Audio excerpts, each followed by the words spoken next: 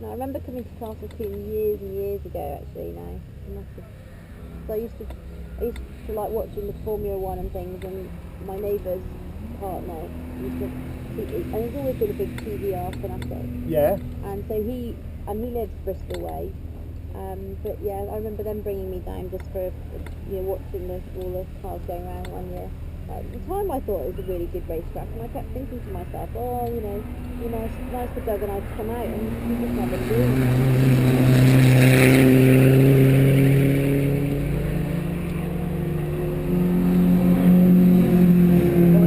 On a good race day, that bank is packed. There's several thousand people up there. I mean, I also said the day we kept, what in my memory anyway, it was a long time ago, it was freezing, and you could even try and find a space up there sometimes it's difficult, and everywhere. And it's a very, very well supported track. Yeah, and I was going to say, and there were all the burger vans going, and there were crowds all around here, and yeah, there was a really nice atmosphere to it.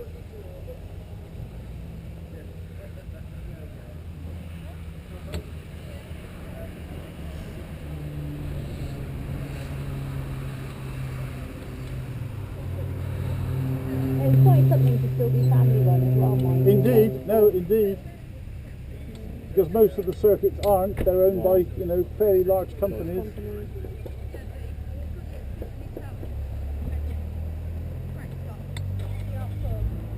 Sorry, Chris, I'll be back in a minute. Yeah, it's okay.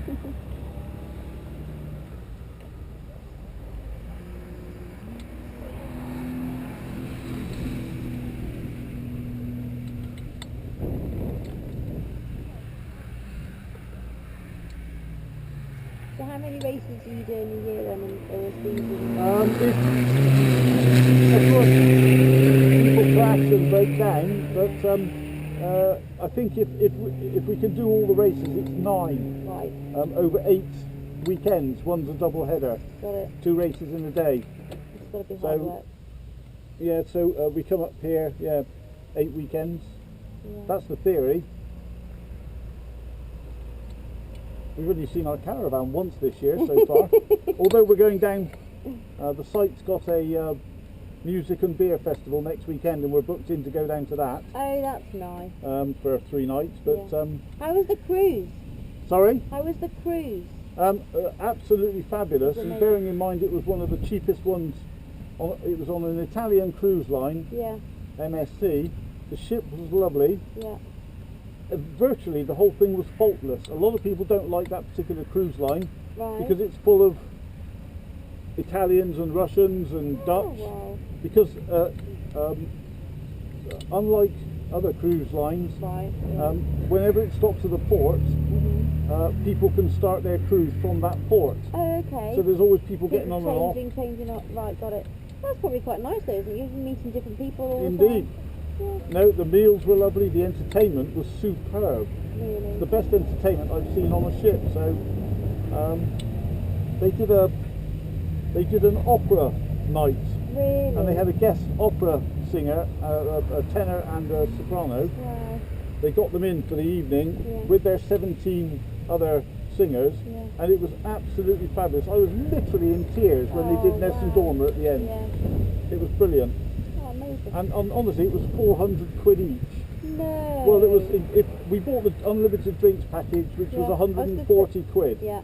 So it was £540 each for all the food and all the drink, all the cocktails, wine with dinner. And where did you go? We went to Genoa, Barcelona, Sicily. So we went up Mount Etna, which was fabulous. I absolutely loved going up Mount Etna. That was great. Where else? Oh, and we went to Malta. Yeah. And a friend of mine races something like this in Malta. No. And we're good friends on Facebook. Yeah. And I said to him, I don't suppose there's any chance you can show us round. Do you know, he came down in his BMW, picked us up from the port, took us out for breakfast. Amazing. And took us around the island for 4 hours, and then dropped us back at the port. And he's a pilot for Air Malta, and he just happened to have his day off. Amazing. So just by asking somebody who I've only ever met once in London, but we talk almost weekly on Facebook, and he took some time out to give Wendy and I breakfast and a guided tour, so it was lovely. Lovely, really lovely. So it was almost the cheapest cruise I've ever been on, and it was probably the second best cruise I've been on. It's amazing. But the best one was on a...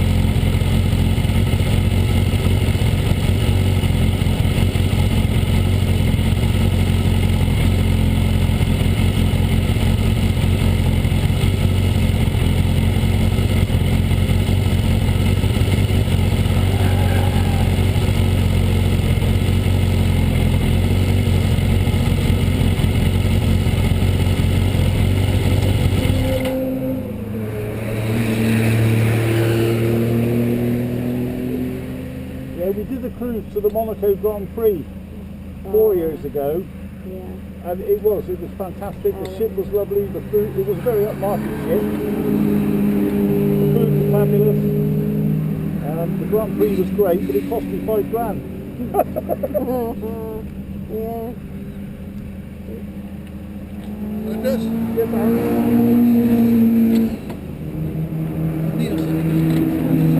Neil? Yeah. About what, sorry? Like the rules. Daniel should have known better, and he's just said the reason he went was because the guy indicated, and he should have held back. Yeah, they should have told us to indicate on the straight. On the straight. Yeah, And I think that's what's led to it. The guy's indicated, Yeah. knew Dan was there, Yeah. and he got out of the way, so Daniel went for it. He Yeah. should have held back by 30 yards. But if he thought the other guy was, as I said, he left it on by mistake. Yeah, He turned right yeah, and yes, he was- indeed. Anyway, okay, shit, mate.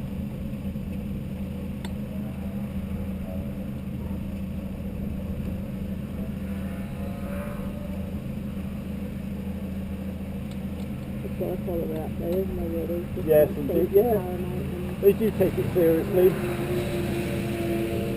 But you know, Dad went on a cruise, I think for the first time in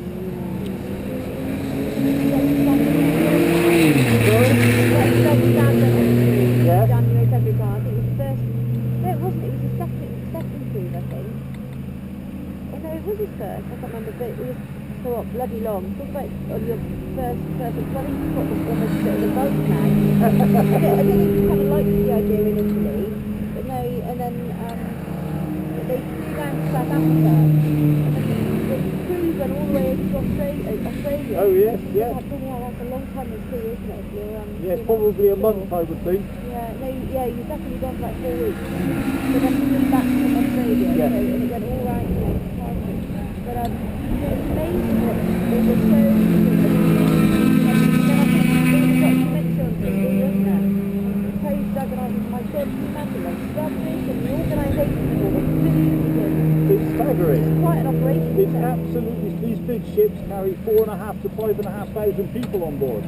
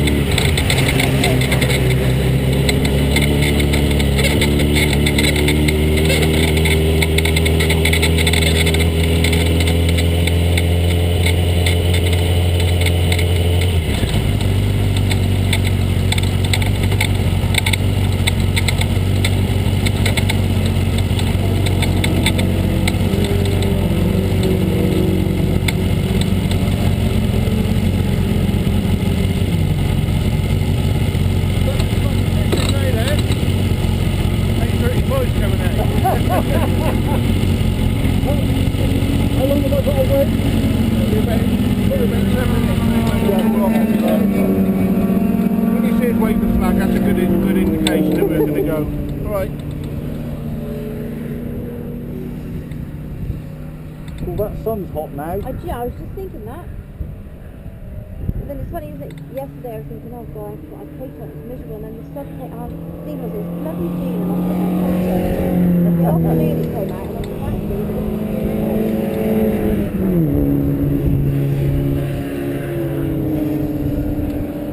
yeah, if we do something like this next year, we'll take this off, and you can have your website there, so that when we post all the videos on YouTube, people see the names.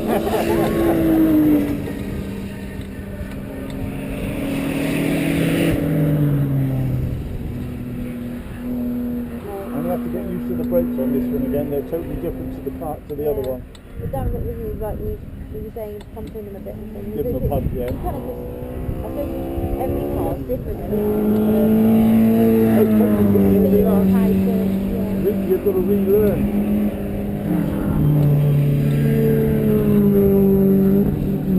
He's a funny lad, Dan.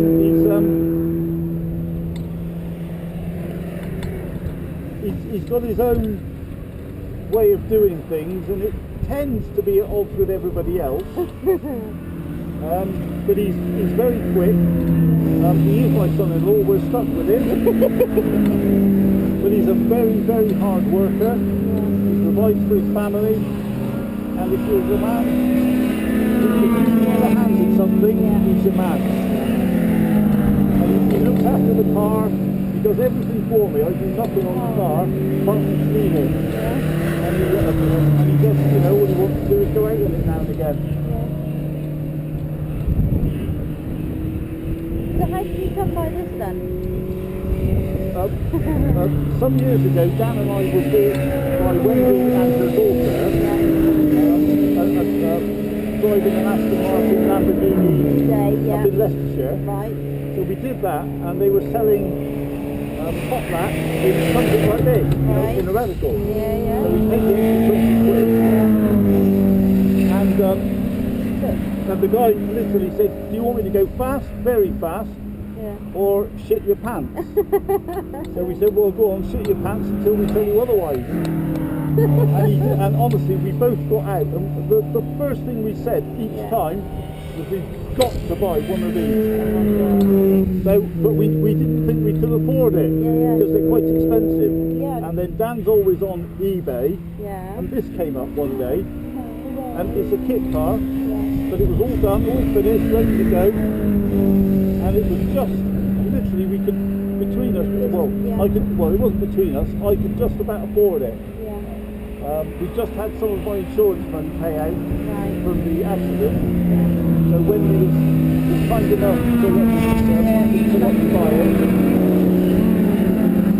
oh, there's that now. And I mean, look at it, it's a stunning car. I know. You know, when we've had it up here on race days, it's probably one of the most photographed cars up here. I bet they love it. It's just different, isn't it? Well, it is different, and it's also something that many racers would aspire to own, and never will. So I feel privileged to own it. Definitely.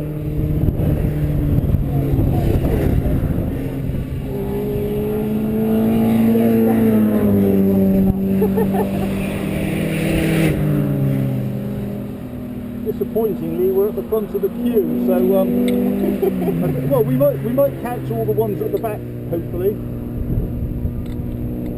long as I can get the braking light. The open stretch in front of you. Can you see the yellow line on the track? Yeah. You're not supposed to go over that. They tell you in the briefing you must not go over it, you stay to the left, and then blend onto the track. Earlier this year, there was a chap up here with a very, very, very expensive Audi R8. Hugely modified. He spent 400,000 on it. And the chap in the Caterham came out and went straight over the yellow line, smacked him into the infield. He recovered and he buried it into the barriers. He destroyed the barriers, and Neil, who we met earlier, said he'd never seen such a crash. There was nothing left of the car. Literally nothing left of it. 400,000 spent on it, all because this idiot came out and went straight across that yellow line when you were warned not to do it. both drivers survived and everything though? Yes, they did. The caterer, of course, Yeah. you know, he literally, What? he didn't have much damage. All he did was he just hit the Audi, Yeah. but the Audi went onto the infield, and of course the grass was wet, practically accelerated, and as he came back across the track he couldn't recover it, and he was doing about 145 miles an hour apparently, was the last time he reached the speedo when he hit the barrier. It would have killed many people. They flew the helicopter out here. They thought they were going to have to medevac him to Southmead. In the end, he went in an ambulance. Really? He was okay. Yeah. So it just goes to show the importance of something as simple as that little line. Yeah. Needless to say, the R8 was right off. Yes, Neil said there was literally nothing to identify it. He said that he'd never seen such a mangled piece of metal.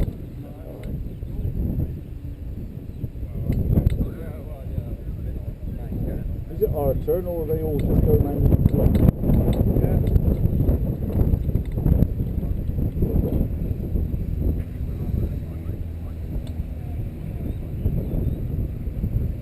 It's a beautiful day for it.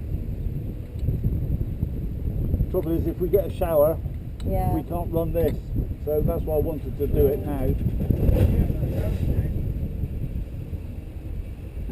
Right, I think they've called a halt to that session. Are they recovering anybody?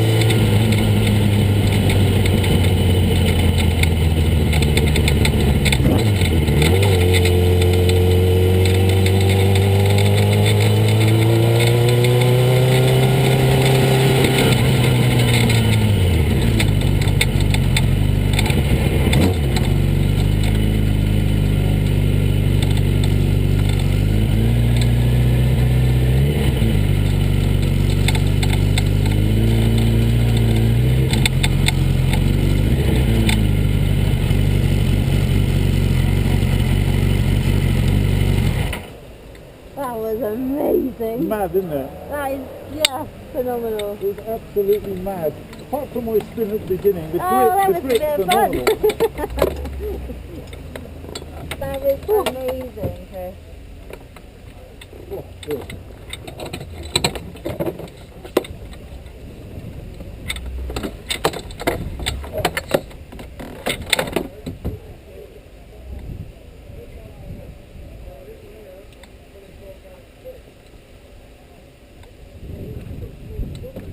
Oh, crikey.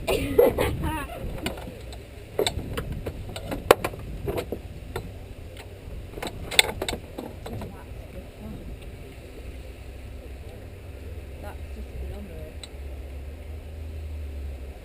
Brilliant, isn't it? Takes it to another level again, it is, doesn't it? Like literally, I mean, you're bombing in the Fiat and it's brilliant, and then the crikey that just takes it to a whole different The level. noise is immense, immense. and the acceleration's phenomenal, isn't Yeah. it? God, that's like I have a permanent smile from ear to ear. I There's think almost about all nothing will that. stay with it, literally. You can overtake everything, literally. That was just phenomenal. When it really grips, you can feel the grip, can't you? I mean, it just Oh digs my in. God, it's amazing. Apart from my full tyre spin, there you go. No, Lewis Hamilton, that they was- all do it that now and was- again, don't they? Indeed. No, that was exceptional. Yeah, right, kind of like definitely getting the old. I was like sat there going, Doug always used to, not that I was ever frightened, but Doug always used to say, oh, you've got to scare yourself once a month, Pam, just to sort of, remind yourself you're alive and things. But something like that, it's funny, isn't it? Because it just, gets you going. It's very exciting. And just not sort of, you're not really used to the